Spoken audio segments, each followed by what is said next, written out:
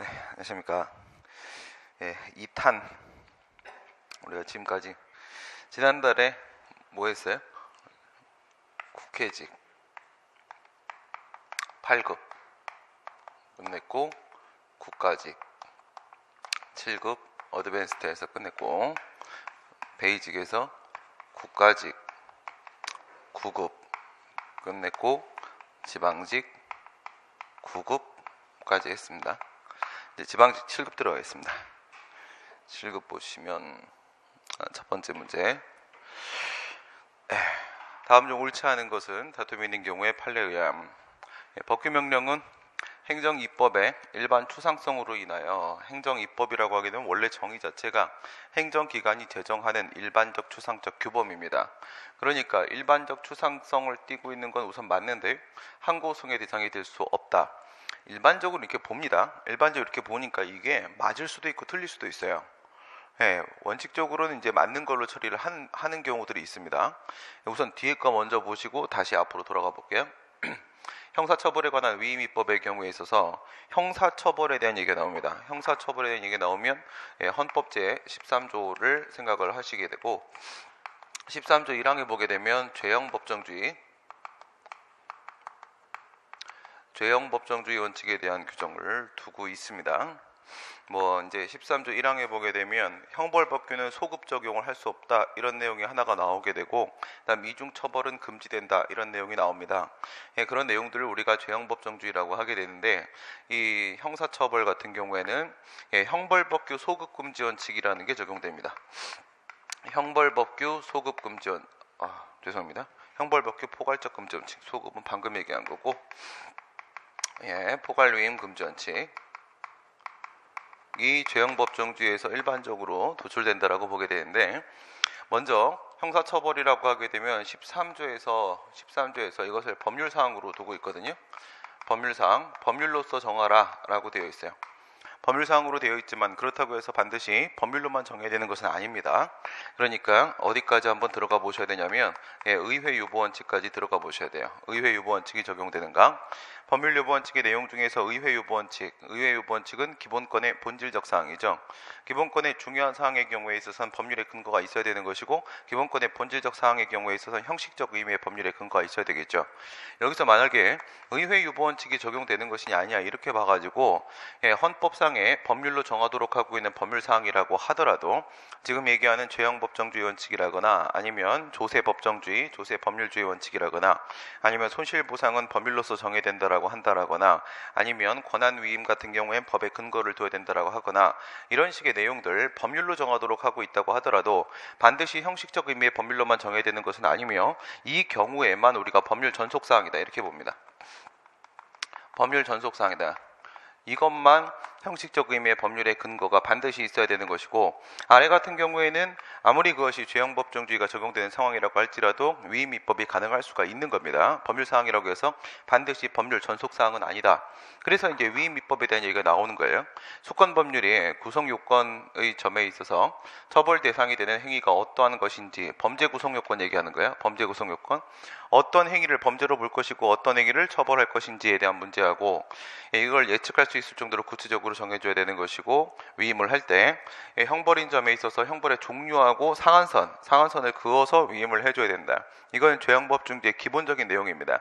이 내용이 밑에 3번하고 연결해 보시게 되면은 우리 지방자치법 제 22조에 보시게 되면은 22조 본문하고 단서가 이렇게 있죠. 본문 있고 단서 있고 했을 때 단서 부분, 단서에서 권리제한 의무부가 벌칙조례 이렇게 들어가지 않습니까?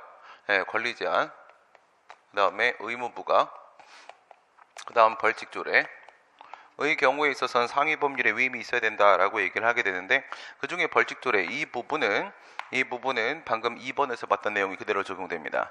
이렇게 적용이 되니까 이 벌칙조례 같은 경우에는 2번에서 이야기한 대로 형벌법규 포괄 위임 금지 원칙에 적용을 받게 되고, 이렇게 적용을 받게 되면 얘는 구체적인 위임이 반드시 있어야 된다. 개별적 구체적 위임 이렇게 얘기하는데 그냥 구체적 위임이라고 보시면 됩니다. 예, 구체적인 위임이 반드시 있어야 됩니다. 다만 3번에 보시게 되면은 조례에 대한 법률의 위임은 법규명령에 대한 법률의 일반적인 위임, 그러니까 예, 헌법 제75조에 있는 시행령, 95조에 있는 시행규칙 말하는 것이죠. 거기서도 포괄 위임 금지 원칙에 대한 규정을 두고 있기는 하지만 예, 반드시 구체적으로 범위를 정해서 예, 위임을 할 필요는 없고 포괄적인 것은 족하다라고 해서 이 부분이 아니라고 한다면 이 앞부분이라고 한다면 이쪽에 대해서는 포괄 위임이 허용이 된다 이거죠. 얘는 포괄 위임이 가능하다. 포괄 위임이 가능하다. 그러니까 2번하고 3번하고 지금 같이 연결되어 있는 상태가 되는 겁니다. 예, 포괄적 위임이 가능한 이유, 포괄이 가능한 이유는 그 지역의 범위 내에서 지방 의원들 역시도 민주적 정당성을 가지고 있기 때문에 그래서 포괄 위임을 허용한다. 여기까지 연결되어 있고, 중앙선거관리위원회는 법령의 범위 안에서 선거관리, 국민투표관리, 정당사무에 관한 규칙을 제정할 수 있는 바, 이 규칙은 법규명의 형질을 가진다. 이렇게 제정할 수 있다. 여기까지 나오는 게 헌법 제 114조에 이렇게 나옵니다. 114조 6항에 나올 겁니다. 예, 이거는 뭘 얘기하는 거냐면 얘 같은 경우에는 우리 헌법에 보게 되면 75조에서 시행령에 대한 규정을 두고 있고, 그 다음 시행규칙에 대한 규정을 두고 있죠. 이거 말고도 어떤 내용들이 포함이 돼요? 중앙선거관리위원회 규칙, 중선관위 규칙, 그 다음에 국회 규칙, 그 다음에 법원, 대법원 규칙, 그 다음에 헌재 규칙, 헌법재판소 규칙, 이런 것들이 이제 포함이 된단 말이죠. 그렇게 하면서 이것은 무엇이다? 얘는 열거 규정이 아니라 예시 규정이다라고 하게 되고요. 이 예시 규정이다라고 했을 때 대표적인 케이스가 감사원 규칙. 감사원 규칙은 우리 헌법에 나와 있지 않는데 그럼에도 얘는 법규명령으로 인정을 할 수 있다. 이렇게 인정을 하게 되지 않습니까? 예시 규정에 해당한다 이겁니다. 그럼 여기에 열거되어 있는 것 중에서 뭐가 포함되어 있어요? 열거 규정 아니고 예시 규정이에요. 예시 규정이고 여기 나열되어 있는 것 중에서 중앙선거관리위원회 규칙이 지금 포함이 되어 있죠. 이런 식으로 치게 되면 2번, 3번, 4번에는 문제가 없는 겁니다. 그럼 1번에 어떤 문제가 있는지 다시 한번 의심을 들어가 봐야 되는데 1번으로 다시 한번 따라와 보시게 되면 행정 입법을 한다라고 했을 때 그 형식이 법규명령이냐 아니면 행정규칙이냐, 그 내용이 법규명령이냐 아니면 행정규칙이냐에 따라서 법규가 있을 수가 있겠고, 법규행규가 있을 수가 있겠고, 그 다음 행규법규가 있을 수가 있겠고, 그 다음 행규가 있을 수가 있겠고, 이렇게 되겠죠. 그래서 법규명령 형식의 법규명령이고, 법규명령 형식의 법규명령이고, 법규명령 형식의 행정규칙이고, 그 다음 행정규칙 형식의 법규명령이고, 행정규칙 형식의 행정규칙이고, 이렇게 들어가게 되면 그 중에서 말입니다. 1번하고 3번 얘기하는 거죠. 1번하고 3번 두 개 잡아갖고 들어가 보시게 되면은요. 전부 다 일반적 추상적 규율이라는 지금 전제를 깔아놓고 우선 들어갑니다. 이렇게 들어가게 되면은 얘네들 같은 경우는 내용이 법규명령 아니겠습니까? 내용이 법규명령이다. 이렇게 들어가죠. 우리 학설에 따르게 되면 일반적으로 어디까지를 법규명령으로 봐요? 여기까지를 법규명령으로 보죠. 3개까지 법규명령을 보고, 법규명령이라고 한다는 것은 구속력이 인정되는 게 법규범위잖아요. 그래서 외부적 구속력이 인정되는 것은 1번, 2번, 3번이라고 얘기를 하게 되고, 이 2번 부분에 있어서는 판례가 시행령, 시행규칙을 차별하고 있습니다. 근데 이건 지금 우리가 신경 안 쓸 거니까 버리는 변수고요. 1번하고 3번하고 끌고 들어가게 되면 법규명령의 내용이니까 권리의무에 대한 사항을 규율을 하고 있습니다. 여기서 끌고 들어가서 다시 3개로 나누죠. 첫 번째, 전형적 법규명령이 있을 수 있고, 두 번째, 집행적 법규명령이 있을 수 있고, 세 번째, 처분적 법규명령이 있을 수 있고, 이렇게 되겠지만은 여기서 1번하고 2번 이게 뭐예요? 1번하고 2번 이게 일반적 추상적 규율이잖아요. 일반적 추상적 규율에 해당을 하는 것이고, 3번은 일반적 추상적 규율이 아니죠. 얘는 일반적 추상적 규율이 아니다 이거야. 하지만 이렇게 들어간다고 했을 때 광의의 처분적 법규명령은 여기까지가 포함되는 거죠. 여기까지가 포함되는 거고, 얘네들은 항고소송의 대상이 될 수가 있잖아요. 항고소송의 대상이 될 수가 있다. 그럼 일반적 추상적 규범인데, 그런데 항고소송의 대상이 될 수 있는 게 2번에 포함되어 있지 않습니까? 한미약품 사건, 그거 얘기하는 거예요. 한국릴리제약 주식회사, 보건복지부 고시 사건, 약제 상한액 금액 고시 사건, 다 같은 사건이죠. 그 사건 지금 1번에서 항고소송의 대상이 될 수 있는 경우도 있다. 지금 그 얘기에서 1번을 틀린 질문으로 좀 출제를 하기 위한 목적인 것으로 보여집니다. 그 다음 2번 보겠습니다. 행정계획에 대한 설명으로 옳지 않은 것은 행정절차법은 행정계획의 확정 절차에 대한 일반법이다. 행정계획에 대한 내용은 언제 있었냐? 얘 같은 경우에는 1987년도에 행정절차법에 대한 제정안이 나왔을 때 그때 포함이 돼 있었다고 했죠. 포함이 돼 있었는데 언제 만들어졌냐면 얘는 행정절차법 어디 갔니? 저 앞에 거 행정절차법 얘는 1996년도에 제정이 됐습니다. 1996년도에 제정이 되면서 저 행정계획에 대한 내용은 폐지됐습니다. 폐지돼서 현재도 없는 상태죠. 현재도 없는 상태다. 계획재량은 일반적인 행정재량과 비교하여 행정청의 폭넓은 재량권 이렇게 얘기했는데 물론 맞는 얘기입니다. 이걸 틀린 지문으로 내도 할 말 없는 거라고 했어요. 정확하게는 행정계획에서 인정되는 재량은 재량이 아니라 이게 맞는 거예요. 형성의 자유. 형성의 자유 이게 다 맞는 겁니다. 엄밀하게는 형성의 자유하고 재량은 다른 개념이에요. 그런데 판례가 그동안에는 재량이라고 말을 해왔고 최근에는 형성의 자유라고 정확한 표현을 사용을 하고 있습니다. 그런데 과거 판례 가지고 지금 문제를 출제하시는 겁니다. 이렇게 하시면 안 되는 건데 이렇게 하시더라도 여러분들은 우선 맞을 수 있다라고 생각하셔야 되는 거예요. 우선 맞을 수 있다. 그럼 폭넓은 재량권이 인정되는 것은 그거 맞는 거죠. 그렇게 치게 되면 뭐랑 비교했을 때 행정재량 이거죠. 행정재량. 행정재량이랑 비교했을 때 계획재량이 계획재량 말고 무엇도 마찬가지다. 경찰재량도 마찬가지다. 경찰재량도 역시 일반재량과 비교했을 때 행정재량과 비교했을 때 폭넓은 재량권이 인정되고 폭넓은 재량권이 인정되면 그만큼 필터링이 더 필요해지는 것이기 때문에 특유의 한계 법리들이 추가가 되는 것이죠. 여기서 계획재량 같은 경우에는 행정법의 일반 원칙 말고도 형량명령 원리라는 게 추가가 되게 되고요. 그 다음에 경찰재량 같은 경우에는 행정법의 일반 원칙 말고도 경찰법상 일반 원칙이 추가가 되는 겁니다. 그러니까 계획재량이든 경찰재량이든 행정법의 일반 원칙 우선 받고 하나 추가 이렇게 들어가는 거예요. 하나 추가된다. 오케이. 계획재량 형성의 자유가 인정되나 지금 여기 표현 좀 이상하게 하셨는데 이런 표현 잘 안 씁니다. 이런 표현 잘 안 쓰시는데 이분은 좀 이렇게 여러분들에 대한 예의를 안 지켜주고 계시는 상황인 겁니다. 일반적으로 사용하는 표현이라거나 이거 판례 표현이 아니에요. 판례 표현에 따르게 되면 형량의 혜태죠. 얘가 형량의 혜태. 이게 판례 표현이 되는 것이고 그 교수님들도 그냥 판례 표현 따라가십니다. 형량의 누락 이거는 형량의 흠결이죠. 판례에 따르게 되면 이걸 형량의 흠결이라고 부르게 되고 그 다음 불비례 같은 경우 오형량 이렇게 얘기하죠. 객관적 정당성이 깨진다. 객관성과 정당성이 깨진다. 오형량 이렇게 얘기하는 거 그거를 지금 얘기하는 것으로 보여지는 건 당연한 것이고 이 세 가지가 바로 형량명령 원리 특유의 한계 법리로서 형량명령 원리 위반입니다. 형량의 하자가 인정되면 그것도 위협해질 수가 있죠. 그 다음 네 번째, 판례는 원칙적으로 계획 변경 청구권을 인정을 하고 있지 않다. 행정계획과 관련된 공법상 권리, 행정계획과 관련된 공법상 권리에는 두 가지가 종류하죠. 첫 번째, 계획 보장 청구권이라는 것이 있고 계획 보장 청구권 이렇게 들어가게 되면 이거는 실체적 권리라고 했습니다. 그 다음에 계획 변경 청구권이라는 게 있습니다. 계획 변경 청구권 이렇게 들어가게 되면 실체적 권리를 말하게 되는 것입니다. 이렇게 되어 있다 이거야. 그럼 여기에 내용에는요. 첫 번째, 계획 존속 청구권이 있을 수 있고 그대로 존속시켜달라. 그 다음 두 번째는요. 계획 이행 청구권이 있을 수가 있겠고 계획을 집행해달라. 그리고 계획을 집행한다면 준수해달라 라고 요구할 수 있는 거. 그 다음 세 번째, 대상 조치 청구권이 있을 수가 있겠고 주거 이전비 등을 지원해달라 라고 요구하는 게 있을 수 있고 네 번째, 손해 전보 청구권이 있을 수 있습니다. 물론 손해 전보 청구권에는 손해배상과 손실보상 청구권이 나눠질 수가 있을 테고요. 이런 거 다 인정 안 됩니다. 다 인정 안 되고요. 이 중에서 손실보상 청구권만 인정될지도 모릅니다. 인정될지도 몰라요. 그래서 이것을 우리가 협의의 계획 보장 청구권이다라고 말을 하게 되는 겁니다. 손실보상 청구권. 그 다음 이 계획 변경 청구권은 이미 확정된 계획에 대해서 폐지나 변경을 해달라고 재변경을 해달라고 요구를 하는 건데 실체적 권리가 인정이 되기 위해서는 절차적 권리가 기본적으로 전제가 돼줘야 되는데 계획 변경 신청권이 인정돼줘야 됩니다. 계획 변경 신청권. 우리가 알고 있는 응답 신청권 맞는 거죠. 원칙적으로 행정계획에 대해서는 지역주민이나 이해관계인에게 일일이 계획의 폐지나 변경을 신청할 수 있는 권리를 인정할 수 없다가 판례 입장이죠. 세 가지 예외 사유가 있을 뿐인 겁니다.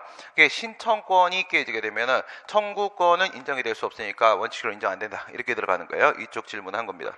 다음 문제. 협의의 소유에 대한 판례 입장으로 옳지 않은 것은 공익근무요원 소집 결정을 내렸습니다. 그러면 공익근무요원으로 근무해야 될 의무가 부과가 되겠죠. 병역법상의 의무부과입니다. 했을 때 이것을 거부했어요. 해제 신청을 했다. 해제는 뭘 말하는 거야? 취소 얘기하는 거죠. 그래서 하명처분이죠. 하명처분. 공익근무요원 소집 결정이 나왔는데 그에 대한 취소 처분을 신청을 했습니다. 거부가 됐어요. 그러니까 해제가 안 된 상태죠. 그래서 계속 공익근무로 근무를 했어요. 복무함에 따라 복무기간이 만료됐습니다. 다 끝났어요. 다 끝나게 되면 당연히 소집 해제를 해주겠죠. 그래서 소집 해제가 나왔습니다. 그러면 저 거부 처분에 대해서 취소를 제기해 놓은 거 어떻게 되겠어요? 당연히 각하되겠죠. 뭐에 걸리겠어요? 효리상 인가의 효리에 걸렸죠. 그래서 소집 결정 처분의 효력은 이미 소멸이 된 상태고요. 저 소집 결정 처분 때문에 지금 복무하고 있는 이익 침해 상황도 역시 해소가 된 상태고요. 효리에 걸렸고 특별히 부수되는 이익은 걸리는 거 없습니다. 그 다음 두 번째, 고등학교에서 퇴학 처분을 받은 자가 고등학교 졸업 학력 검정고 시에 합격을 했다면 퇴학 처분의 취소를 구할 소의 이익이 있다. 우선 여기서 돌아갈 의사가 없다라는 전제를 까셔야 되는 겁니다. 돌아갈 의사가 없다. 고등학교, 물론 전제는 뭐가 걸리는 거야? 이거 사립학교 아니죠. 사립학교는 퇴학 처분이 아니기 때문에 소송 자체가 안 되는 겁니다. 얘는 국공립입니다. 국공립학교. 국공립 고등학교에서 퇴학 처분을 받았다? 처분입니까? 그렇죠. 영조물을 사용할 수 있는 권리를 박탈하는 처분이 되는 것입니다. 그러니까 얘는 우리가 이해를 할 때 입학허가 결정에 대한 취소 처분 이렇게 보시면 되는 거예요. 입학허가 결정은 영조물 사용권을 설정해주는 특허 처분이 되는 것이고요. 그에 대한 철회 처분이 바로 퇴학 처분이 되는 겁니다. 그러면 퇴학 처분을 받은 사람이 얘가 여기서 고등학교 졸업 학력을 얻었어요. 검정고시 봐가지고. 그러면 얘 돌아가겠어? 안 돌아가겠어? 안 돌아간다는 전제 깔아야 되는 거야. 알겠어요? 돌아간다는 전제 깔면 당연히 소액이 있는 거예요. 당연히 돌아갈 생각이 없다 이거예요. 그러면 원상회복 불가 걸리는 거란 말이에요. 원상회복 불가. 돌아가지 않는다고 하더라도 고등학교에 다시 재입학하지 않는다고 하더라도 돌아가지 않아도 퇴학 처분을 받았던 부분에 대해서 퇴학 처분 받은 사람과 받지 않은 사람 사이에 있어서의 신분과 명예의 차이가 부수되는 이익으로서 인격적 이익이 인정될 수 있다라고 봤던 케이스가 되는 겁니다. 돌아가지 않는다는 전제를 깔아야 되는 거예요. 그래서 이거랑 비교해서 이런 사례 문제가 있습니다. 그래서 국공립대학교 법과대학을 다니던 학생이 퇴학 또는 정학 처분을 받았는데 사법시험에 합격을 했단 말이에요. 사법시험에 합격을 했기 때문에 학교 돌아가겠어 안 돌아가겠어? 사실 합격했는데 뭐하러 돌아갑니까? 그렇죠? 학교 안 나와도 되는 거죠? 그러니까 안 돌아간 의사가 있어요. 그렇다 하더라도 역시 퇴학 처분, 정학 처분 받은 부분에 대한 인격적 이익은 인정된다 이렇게 봐요. 근데 여기서랑은 좀 다르죠. 뭐가 달라요? 얘 같은 경우에는 이 고등학교를 졸업을 하게 되면 고등학교 졸업 학력이 인정이 되는 거예요. 학력이. 그런데 대학교 같은 경우에 국공립대학교를 졸업했다고 해서 변호사 자격이 인정되는 건 아니란 말이죠. 자격이 인정되는 건 아니에요. 그러니까 사법시험에 합격했다라는 변수는 사실 아무 의미 없는 변수입니다. 여기서의 검정고시 합격이라는 변수는 의미가 있는 변수예요. 그럼에도 불구하고 퇴학 처분에 따른 인격적 이익이 인정된다라고 말을 한 것이고요. 그러니까 국공립대학교 법과대학 졸업 못한 학생이 사법시험에 합격했다 이 부분에서는 얘가 아까 제가 넣었던 변수 있죠? 돌아갈 의사가 없음에도 불구하고 이게 들어가야 되는 거예요. 돌아갈 의사가 없음에도 불구하고 이건 일반적으로 안 돌아갈 거고요. 그래서 돌아갈 의사가 없음에도 불구하라는 것을 여러분들이 반영시켜서 생각을 해주시면 됩니다. 원자력 건설로 갑니다. 원자력 발전소 건설허가 처분, 원자력 안전법에 근거를 두고 있고요. 그 다음에 원자력 부지 사전 승인 처분 역시 원자력 안전법에 근거를 두고 있습니다. 다만 우리가 알고 있는 거에 따르게 되면 전원개발 촉진법에 근거해서 전원개발 사업 실시 계획 승인 처분을 받게 되면 인허가 의제 제도가 적용이 되기 때문에 전원개발 사업 실시 계획 승인을 제일 먼저 받아버리게 되면 부지 사전 승인이 딸려오는 거 아니겠습니까? 의제되는 인허가로. 그 상황 아닙니다. 그 상황 아니에요. 어떻게 할 수도 있어. 그냥 부지 사전 승인 제일 먼저 받고 그리고 나서 전원개발 승인을 받고 원자력 발전소 건설허가 받고 이렇게 갈 수도 있고 부지 사전 승인을 받고 원자력 발전소 건설허가 받고 전원개발 승인 받고 이렇게 갈 수도 있는 거야. 그러니까 원자력 안전법에서 부지 사전 승인을 별도 신청할 수 있도록 하고 있거든요. 별도 신청이 들어가서 승인이 나온 상황, 이게 제일 먼저 나온 상황, 이게 독립해서 나온 상황을 지금 전제로 깔고 있는 겁니다. 독립해서 나온 상황이에요. 여기다가 인허가 의제 제도 적용시키지 마시고요. 전원개발 승인 아직 안 나온 겁니다. 아직 안 나온 거예요. 이렇게 들어가게 되면은 여기서 부지 사전 승인, 부지 사전 승인 처분이 나왔다. 그리고 나서 원자력 발전소 건설허가, 원자로 건설허가 처분이 나왔다. 이렇게 되면은 앞에 거하고 뒤에 거하고 무슨 관계를 맺고 있다? 앞에 거는요, 단계적 행정결정이죠. 단계적 행정결정에 해당을 하는 것이고, 단계적 행정결정으로서 가행정행위, 사전결정, 부분허가 세 개 모두 다 처분성 다 인정되는 것이죠. 그 다음 얘는 최종적 허가, 얘는 최종적 허가에 해당을 하는 겁니다. 이렇게 되었다 하게 되면 얘가 흡수되죠. 서로 흡수가 되어버린단 말이에요. 뒤쪽으로 흡수가 되어버리니까 이 친구의 효력이 소멸이 됩니다. 얘는 그 중에 뭐에 해당해요? 얘는 사전결정에 해당을 하고, 사전결정 원자력 발전소의 부지가 안전하다라는 판단을 사전에 받아낸 겁니다. 사전결정이자 얘는 또 부분허가의 성격도 동시에 가지고 있습니다. 부분적 완결허가로서 부분공사로 바로 나아갈 수 있습니다. 그래서 이 두 개에 해당하기 때문에 단계적 행정결정 이렇게 된 거고, 단계적 행정결정은 최종적 결정에 흡수되는 것이니까 얘는 효력이 소멸합니다. 소멸하게 되면 여기다가 소송을 제기했었다라고 하더라도 각하돼 버릴 수밖에 없는 거고, 이제는 뒤쪽에다가 다시 소송을 제기해야 되는 것입니다. 물론 소변경 가능할 테고요.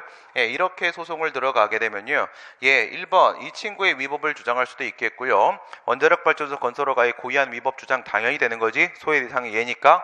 그 다음에 이 안에서 이 단계적 행정결정 얘의 위법도 같이 주장할 수가 있습니다. 그래서 뒤쪽에다가 소송을 제기를 해야 된다, 그런 말이 나오는 거고요. 건축허가가 건축법 소정에 이격거리를 두지 아니하고 건축하도록 되어 있어서 허가를 받았는데 이게 잘못된 허가란 말이에요. 위법하다고 하더라도 그 건축허가에 기하여 건축공사가 완료되면은 인접한 대지의 소유자는 그 건축허가 처분에 취소를 구할 소의 이익이 없다, 이렇게 되어 있는데, 인접이 어디로 인접이 되어 있는 거예요? 네, 북쪽입니다. 북쪽에 되어 있는 것이다. 그러면 이쪽이 지금 북쪽이라고 치시고, 이쪽이 남쪽이라고 치시고, 여기가 동쪽이고, 그 다음에 이쪽이 서쪽입니다. 그런데 건물이 지금 어디에 들어오고 있는 거예요? 건물을 아무데나 하나 갖다 놔볼까요? 여기다 이렇게 건물이 이렇게 들어오는 거야. 이게 잘못된 건물입니다. 이게 지금 만들어지고 있는데, 그럼 소송을 제기하는 원고는 어느 쪽에 있어야 되겠어요? 너 왜 이렇게 밑으로 가 있냐? 얘가 건물을 여기다가 짓고 있다. 그런데 지금 얘가 원고입니다. 얘가 원고가 되는 거죠. 왜? 여기서 해가 비치잖아, 그렇죠? 해가 남쪽에서 비친다는 사실 지구과학에서 우리가 배웠습니다. 여기서 이렇게 해가 비치게 되면은 얘 같은 경우에는요, 일조권 침해 받을 수 있는 거잖아요, 그렇죠? 이격거리를 띄워버리게 되면 해가 위에서 내리기 때문에 가능할 수도 있는 거지만 너무 붙어 있어 버리면 안 되는 거죠. 무슨 말이에요? 일조권 침해, 이 얘기를 하고 있는 겁니다. 일조권 침해, 건축관계법령에서는 일조권을 보장하는 규정을 두고 있습니다. 일조권이라는 생활 환경상의 이익, 사익을 보호하는 취지가 인정이 됩니다. 그러니까 소송은 들어갈 수가 있어요. 원고적 격은 인정이 된단 말이에요. 근데 소송 도중에 걸지 못했습니다. 집행정지를 걸지 못했고 결국 건물은 계속 지어졌고 완공이 돼버렸다. 그러면 말입니다, 완공이 되면 이것을 원상회복을 시킬 수가 있겠느냐? 원상회복해야 될 의무는 없습니다. 행정처한테 기속력으로서 원상회복 의무가 인정이 안 되죠. 이때 부수되는 이익이 인정되는지를 한번 생각을 해보시기 바랍니다. 첫 번째, 결과제거 청구권의 요건입니다. 결과제거 청구권 요건. 결과제거 청구권은 그것이 공행정작용이어야 하고요. 공행정작용. 그 다음 두 번째, 위법한 결과 상태가 계속되고 있어야 되는 것이고요. 그 다음 세 번째, 법률상 이익이 침해가 되고 있어야 되는 것이고요. 법률상 이익의 침해. 네 번째, 결과 제거의 가능성, 허용성, 기대 가능성이 인정이 되는, 사실적인 가능성과 법적인 허용성, 그리고 기대 가능성이 인정이 되어야 됩니다. 그러면 여기서 인정되는 거 한번 생각을 해봅시다. 결과 있습니까? 그렇죠. 건물이 지어져 있잖아요. 철거를 해버리게 되면 아무 결과가 없어지는 것이지만 건물을 지어버리게 되면 결과가 지금 만들어져 있는 상태거든요. 이 결과를 제거해낼 수 있으면 되는 거잖아, 그치? 공법적으로 제거할 수 있으면 되는데 건축 허가가 문제입니다. 이거 인정되고 있는 상태죠. 결과 현재 존재하고 있는 상태죠. 일조권 법률상 이익으로 인정이 되죠. 사실적으로 건물 부시는 거 아무나 할 수 있는 거고요. 법적으로 금지되는 거 없습니다. 남아있는 건 위법 앤 기대, 이겁니다. 현재 이 건물은 적법한 건축물이죠. 건축 허가가 살아있으니까 허가받고 지은 건물 맞는 겁니다. 현재까지 적법한 건축물인데, 여기서 만약에 저 건축 허가 처분에 대한 취소 판결이 나온다고 쳐보세요. 취소 판결이 나오게 되면은 일루는 연결될 수 있지만 일루는 연결될 수가 없다. 이게 결론이 되는 겁니다. 연결이 될 수가 있죠. 취소 확정 판결이 나오면 처음부터 소급하여 건축허가 없던 것이 돼버리기 때문에 지금 여기 지어져 있는 건물은 위법 건축물이 되는 겁니다. 그러면 이게 지금 적법에서 위법으로 바뀌는 부분에 있어서는 뭔가 실익이 있을 것 같아. 하지만 이걸로 끝나면 안 되는 거죠. 결과제거 청구권이 성립이 돼서 내가 결과제거 청구소송을 제기할 수가 있어야 되는 거거든요. 근데 이거는 안 된단 말이죠. 이거는 인정이 안 된다. 예, 기대 가능성 왜 안 되는 거예요? 사회적 비용이 너무 많이 든다 이겁니다. 사회적 비용이 너무 많이 들기 때문에 이미 지어진 건물을 부수는 일은 없습니다. 그 다음 문제. 경찰권 이거는 완전히 강론이고요. 급포행정 요거는 강론인데 총론입니다. 강론인데 총론이고 급포행정에 대한 강론의 급포행정 파트인데요. 공물법 파트입니다. 공용 페이지가 없는 한 행정재산은 취득시효의 대상이 될 수가 없다. 시효취득, 시효제도 같은 경우에는 권리를 취득하는 경우가 있겠고 권리가 소멸되는 경우가 있겠고 취득시효, 소멸시효 두 가지가 있다라고 했죠. 취득시효 쪽인데 취득시효 발생하는 쪽입니다. 민법 245조에 따른 취득시효가 적용될 수가 있겠는가 이렇게 얘기를 하는 겁니다. 가만히 우리가 생각을 해보시게 되면요. 행정재산이라고 얘기를 했지 않습니까? 행정재산은 공물입니다. 그렇죠? 공물입니다. 그 다음에 일반재산은 사물입니다. 그러면 공물에 해당하는 행정재산 지금 이거는 행정재산으로 한번 처리를 해볼게요. 이게 원래 공물법 파트로 들어가게 되면 공물의 취득시효 가능성 이렇게 질문을 하게 되거든요. 강론을 아예 들어가 버리게 되면 근데 똑같은 말이에요. 행정재산의 취득시효 가능성 이렇게 해도 같은 말이 되는 겁니다. 그럼 뭘 생각을 해보시냐면요. 이거는 공물, 공익 목적으로 사용하는 물건이죠. 행정 목적으로 사용하는 물건이죠. 그런데 이거를 매각해버리면 되겠습니까? 안 되겠죠. 매각 안 되는 거라고 했죠. 얘는 매각이 안 됩니다. 매각이 안 된다. 다시 말해 사법상 거래의 대상이 될 수가 없다. 다시 말해 사건을 설정할 수가 없다. 사건을 설정할 수가 없다는 겁니다. 국유재산법, 공유재산 및 물품관리법 양쪽 모두 다 행정재산에 대해서만큼은 사건을 설정할 수 없다는 규정이 명시적으로 있습니다. 얘는요 일반 재산은 현재 행정 목적 사용하는 거 아니니까 매각 가능한 거고요. 당연히 사경제 주체의 지위에서 서로 거래 행위할 수 있습니다. 사건 설정 가능하다는 겁니다. 사법상 거래가 되냐 이겁니다. 지금 얘기가 사법상 거래가 되냐 안 되냐 했을 때 위에 건 안 된다는 겁니다. 그러면 저 취득시효는 뭐냐는 겁니다. 저거는 사인에게 소유권을 넘겨주는 거잖아. 이건 매각과 똑같은 겁니다. 사법상 거래와 똑같은 겁니다. 따라서 얘 같은 경우에는 245조가 적용이 될 수가 없는 것이고 얘 같은 경우에는 245조가 적용이 될 수가 있는 겁니다. 적용을 하기 위해서는 어떻게 해야 되는 거야?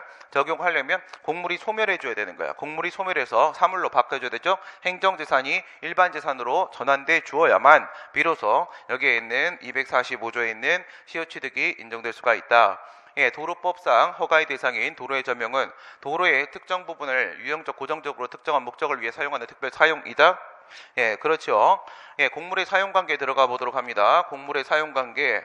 공물의 사용관계 뭘 가지고 보는 거예요? 공물은 그 목적에 따라 공공용물과 공용물 그리고 보존공물 세 가지로 구분을 할 수가 있죠. 이거는 당연히 공공용물입니다. 얘는 당연히 일반 공중에 사용되는 제공되는 공공용물에 해당을 하는 것인데 나눠졌죠. 일반 사용관계. 일반 사용관계가 있고 특별 사용관계 이렇게 있었고 일반 사용관계 아니면 특별 사용관계로 넘어가게 될 것이고 일반 사용관계는 본래 목적대로 즉 일반 공중이 사용해야 되는 것이고 두 번째 자유롭게 사용을 해야 되는 것이고 세 번째 무상 사용을 해야 되는 것이고 세 개 중에 하나가 깨지면 특별 사용관계로 넘어가는 거죠. 여기서 특별 사용관계 다시 4개 나누시고 허가 사용관계가 있고 특허 사용관계가 있고 관습상 사용관계가 있고 계약상 사용관계가 있고 이렇게 4가지로 나눠지는데 얘는 신경 쓰지 말라고 했고 2개 들어가시고요. 2개 들어가시게 되면 여기는 일시적인 사용이 되는 것이고 이거는 계속적 사용이 되는 것이고 여기서 허가를 하게 되면 도로라고 치게 되면 이거는 도로 사용 허가가 되는 겁니다. 도로 사용 허가 이거 도로라고 치게 되면 도로 점용 허가가 되는 겁니다. 도로 점용 허가 우리가 그렇게 이름을 부른단 말이에요.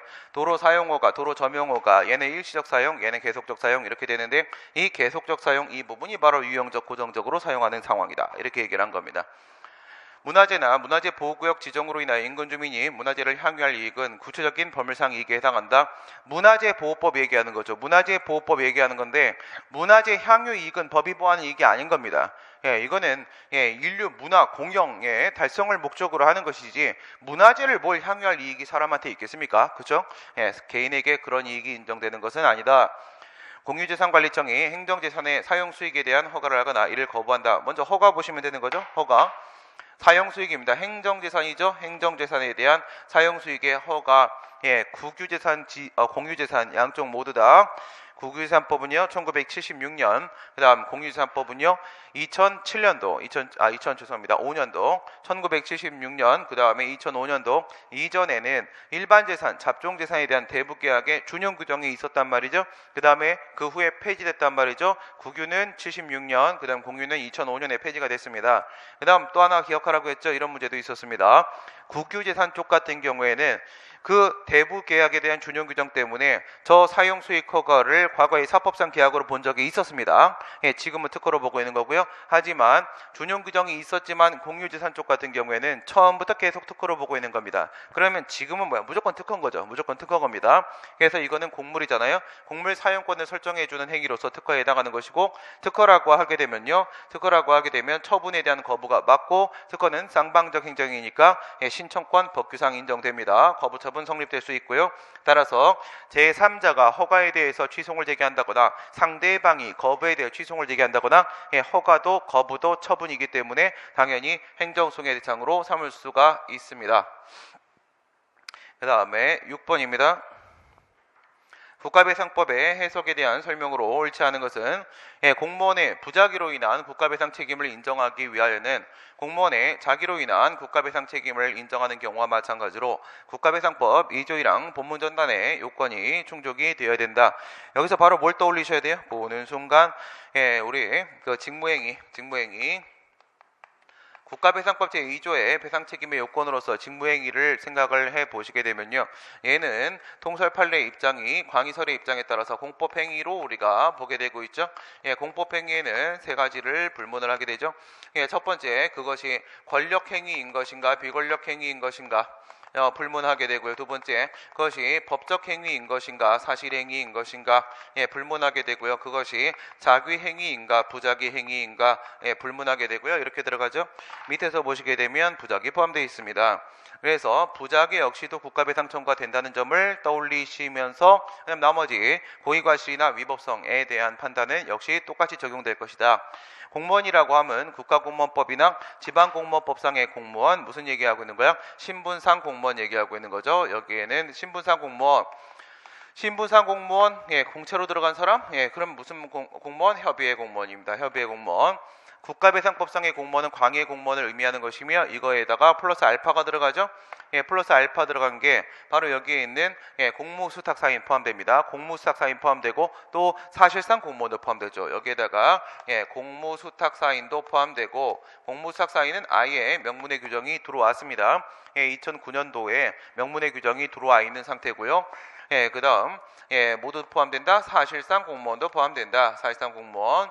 사실상 공무원 문제도 있습니다. 여기서는 공무수탁사인 얘기를 하고 있는 겁니다. 법령에 위반하여라고 하면 위법성 얘기하는 거죠. 엄격하게 형식적 의미의 법령에 명시적인 공무원의 자기 의무가 정해져 있음에도 이를 위반한 경우만 의미하는 것은 아니다. 지금 여기서 보는 순간 형식적 의미의 법령, 성문법 얘기하는 겁니다. 성문법 위반만 의미하는 것은 아니다. 여기서 이제 이렇게 생각을 해보니까 얘는 뭘 얘기했어요? 자기 의무 얘기했네요. 그 얘기는 지금 부작위에 대한 이야기를 하고 있다는 겁니다. 위법한 부작위에 대한 얘기를 하고 있는 건데, 이걸 보는 순간 뭘 떠올리셔야 되는 거냐면 국가나 공무원이 초법규적 1차적으로 위헌 배제에 나서지 아니하면 국민의 생명, 신체, 재산 등 중대한 법익에 대한 침해를 이걸 제거할 수가 없을 때 형식적 의미의 법령에 근거가 없다고 할지라도 위헌 방지의 자기 의무가 인정된다라고 했던 그 초법규적 1차적으로 위헌 배제에 나서야만 하는 상황에서 공권력 불행사를 하고 있는 상황이라고 하게 되면 그 부작위는 위법해질 것이다. 다시 말해 재량의 영으로 수축 판례를 떠올리시면 되는 겁니다. 재량의 영으로 수축. 성문법상으로는 재량이다 이거지. 성문법상으로는 자기 의무가 인정되지 않는 재량행위라고 할지라도 불문법, 조리법상 안전확보자개임, 위험배제자개임, 위험방지자개임, 교통안전자개임, 뭐라고 해도 상관없습니다. 방호조치자개임, 다 똑같은 말이에요. 그 조리법을 매개로 해가지고 재량이 영업수축됐을 때 판례 표현은 초법규정 1차적으로 위험배제에 나서지 않으면 안 될 때 그때에는 불문법상으로도 자기의 의무가 인정될 수가 있다라고 얘기하는 거고요. 절박하고 중대한 위험 상태가 발생하였거나 발생할 우려가 있는 경우가 아니나 원칙적으로 공무원이 법령대로만 이겁니다. 법령대로만 보는 순간 뭘 떠올려? 재량준칙 생각하시면 되는 거죠. 재량준칙. 법에 정해진 대로 직무를 수행했다면 그와 같은 공무원의 부작위를 가지고 고의나 과실로 인한 법령 위반이라고 할 수가 없다. 그렇죠. 누구를 기준으로 하는 겁니까? 평균적 공무원을 기준으로 하는 겁니다. 객관적 주의 의무. 그죠? 평균적 공무원을 기준으로 하는 겁니다. 아무리 평균적 공무원, 객관적 주의 의무를 기준으로 한다고 할지라도 공무원은 절대로 법령에 위반되는 행위를 할 수가 없습니다. 따라서 저 법령의 내용이 잘못됐다고 하더라도 어쩔 수 없습니다. 공무원은 따를 수밖에 없어요. 따를 수밖에 없으니까 과실 인정이 안 되는 겁니다. 위법성은 인정될지 몰라도 과실은 인정될 수가 없는 겁니다. 공용부담, 이건 강론. 부관에 대한 판례의 입장으로 옳지 않은 것은 행정처분과 부관 사이에 실제적 관련성, 실질적 관련성, 실체적 관련성 뭐라고 해도 상관없죠. 부당결부금지원칙입니다. 부당결부금지원칙. 그 부관에 대한 공법상의 제한을 회피할 목적으로 행정처분의 상대방과 사법상 계약을 체결하는 것은 법치행정의 원리에 반하는 것으로서 위협하다. 골프장 건설 사건 얘기하는 것이죠. 전라북도 지사가 증여계약으로 25억을 달라고 쫄랐던 사건입니다. 이건 기부금품 모집 규제법에도 위반되는 것이고 민법 103조에도 위반되는 것이지만 그렇게 보지 않는다고 하더라도 이건 공법에서 사법으로 도망을 치려고 한 거기 때문에 도망을 치는 것은 법치행정의 원리에 위반되는 것이기 때문에 이런 거 허용할 수가 없다라고 했던 판례 많이 나왔던 얘기죠. 행정청이 처분을 하면서 부재소의 특약, 제소를 안 하겠다. 소송을 제기한다는 거죠. 특약을, 특별한 약속 계약을 맺었다. 부관을 붙인 것은 당사자가 임의로 처분을 할 수 없는 공법상의 권리관계, 공법상의 이거 무슨 말이에요? 임의법규가 아니라 강행법규다. 그 얘기입니다. 강행법규다. 공법은 강행법규다. 따라서 임의적으로 그것을 적용할 것인지 말 것인지를 자기들끼리 합의를 통해서 정할 수 있는 문제는 아니라는 겁니다.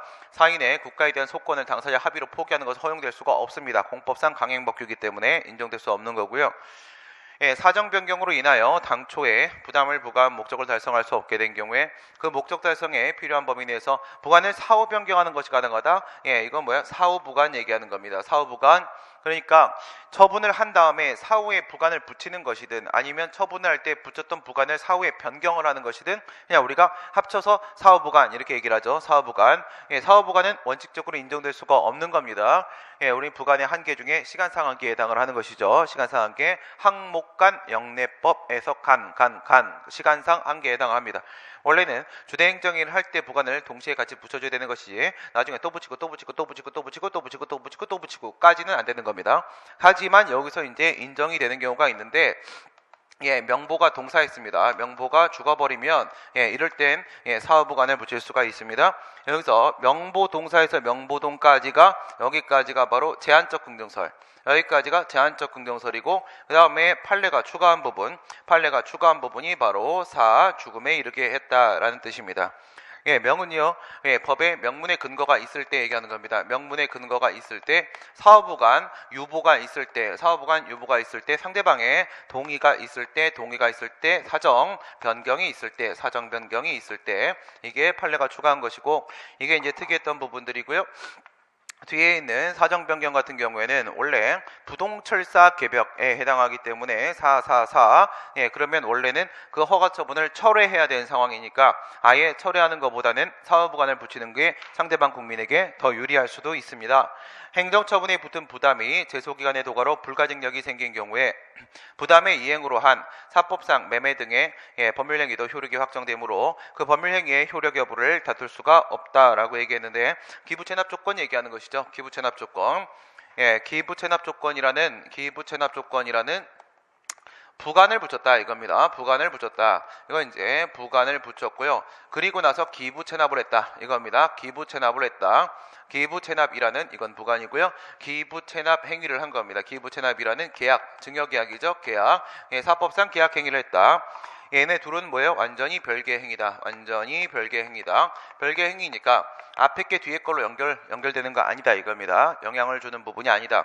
그러니까 앞에 게 무효라고 해가지고 얘가 무효라고 해가지고 얘도 무효가 되는 거 이렇게 되는 거 아니고 얘가 무효다 또는 얘가 취소되었다라고 해가지고 뒤에 있는 게 부당이득으로 성립되는 것도 아닌 것이고 얘가 불가증력이 발생했다.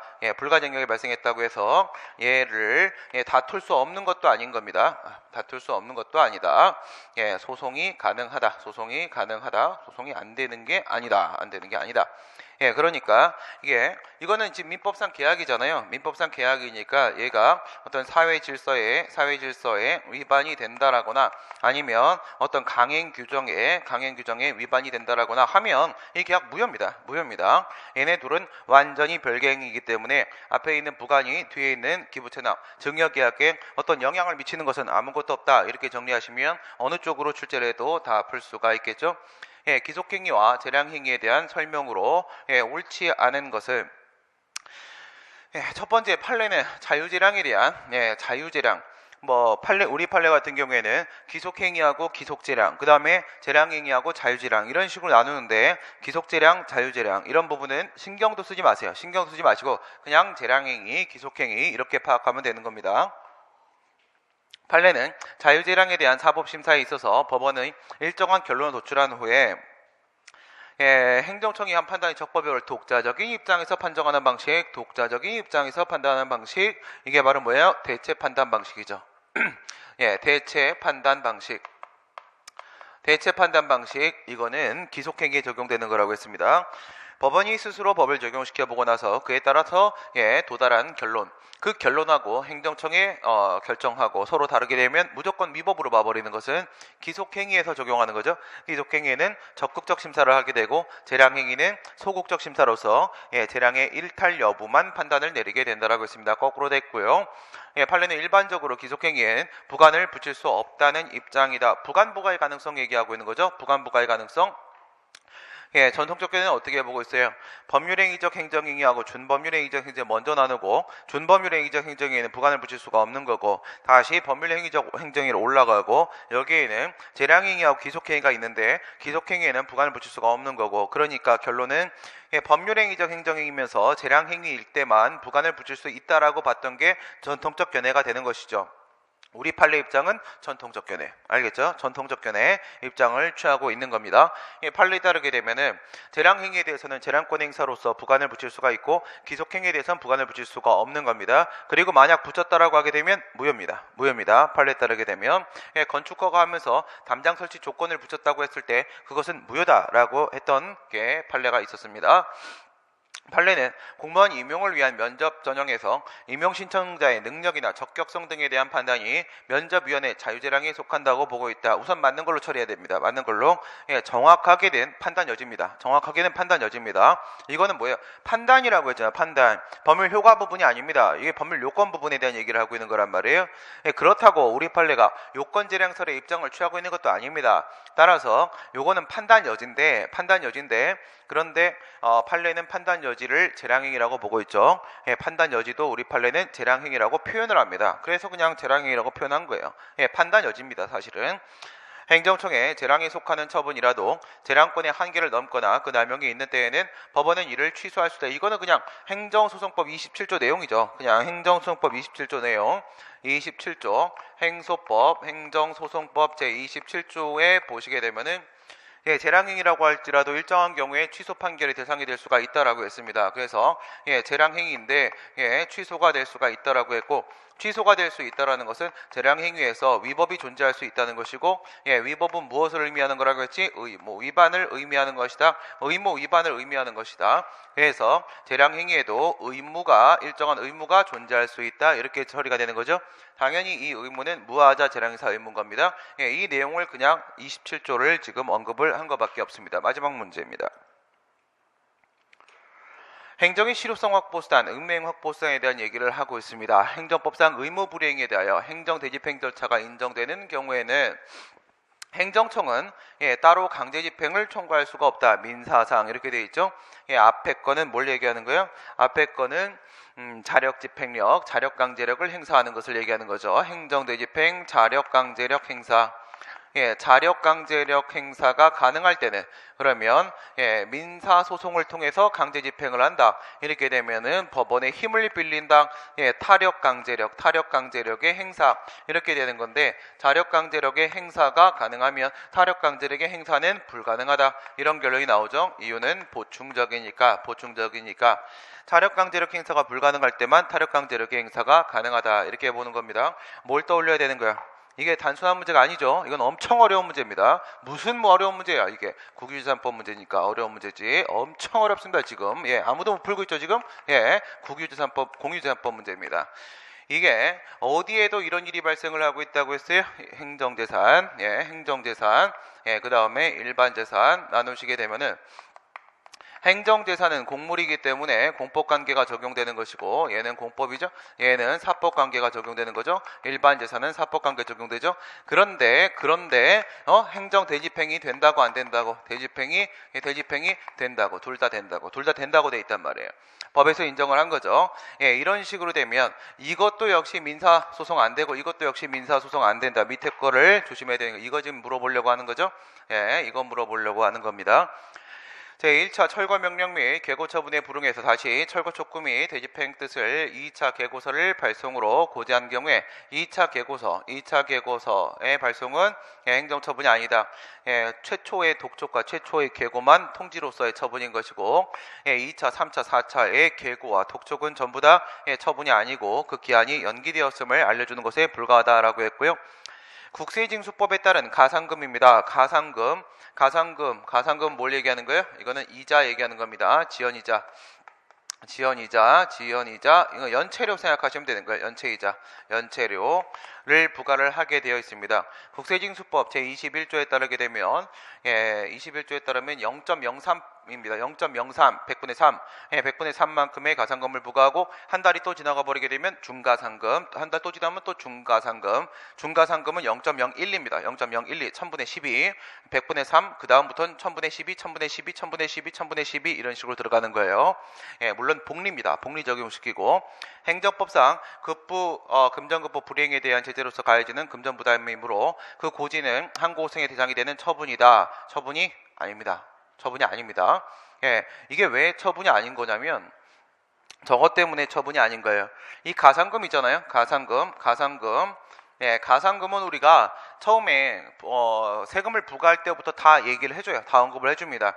가산금은 누가? 과세관청 부과권자가 그것을 별도로 확정할 필요가 없는 것이고 확정을 필요로 하는 것이 아닌 것이고 이게 납세기간을 경과하게 되면 그 가산금의 납부 의무는 자동으로 발생하는 것이다. 당연히 발생하는 겁니다.